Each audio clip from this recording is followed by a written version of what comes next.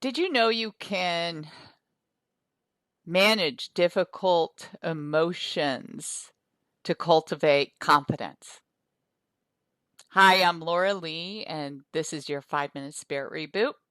Today, joining me is the author of 90 Seconds to a Life You Love: How to Master Your Difficult Feelings to Cultivate Lasting Confidence, Resilience, and Authenticity. I'd like to welcome Dr. Joan Rosenberg. Thank you so much. It's a treat for me to be here with you. Well, thank you for joining us. You talk about confidence. Can you define it for my audience? Absolutely. It's a different take. The way I look at confidence is that it is the deep sense that you can handle the emotional outcome of whatever you face or whatever you pursue. And really the key point there to remember is the emotional outcome, that you can handle the emotional outcome. I like that. So you talk about these 8 emotions, the key 8. What are they and why So, those? so this goes right to what I'm talking about. So the key emotions, or the key, if you will, undesired emotional outcome emotions are sadness, shame, helplessness, anger, vulnerability, embarrassment, disappointment, and frustration. And it's these 8 because I found 2 major things. One is if people didn't handle these feelings, then they didn't feel very capable of handling life and then pursuing what they wanted to pursue or experiencing what they need to experience. And the second is it's because to me they're the most common everyday spontaneous reactions to things not turning out the way we want or the way we believe they need. So it's the everydayness of these feelings. Right. So how can one take one of those emotions and transform it into confidence? The beauty of it is understanding.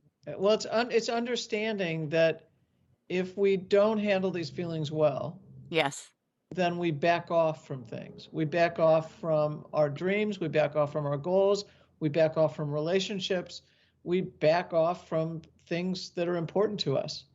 So Right. part of the way you turn it into confidence is by being able to lean into and experience the feelings or experience and move through the feelings. And then when you do that, the more you're able to pursue something, hit a roadblock or an obstacle, feel frustrated or disappointed, and then keep pursuing and Right. persevere, then through that process of experiencing and persevering, you actually develop the confidence I'm talking about. What about somebody who's been holding on to that emotion and enduring it? Like grief, for instance, that happens with a lot of my listeners who are trying to contact their dearly departed because they're holding on to such heavy grief. And everybody I work with, it seems like, have different levels of experiencing it, and some hold on to it longer than others. So what do you think about that, Dr. Well, Rosenberg? here's the thing, they're not holding, the feeling is transient. Uh-huh. Feelings actually are very, very short-lived. Yeah. They're mostly experienced in the body, and that's how we come to know what we're feeling emotionally. So we know what we feel typically through bodily sensation. Like embarrassment would be heat in the face. You'd see the Yes. redness, I'd have the heat. Think of them as multiple waves of bodily sensations of roughly about 90 seconds. But when we talk about holding on to a feeling, Yes. what's ending up happening is in most cases, we are repeating a thought or a memory. And when we do that, it pulls up all the feelings that are attached. And if we keep on repeating and repeating and repeating, now it feels like the feelings are just lingering for a very long period of time. Right. You have great wisdom to share with our audience today. Thank you, Dr. Rosenberg.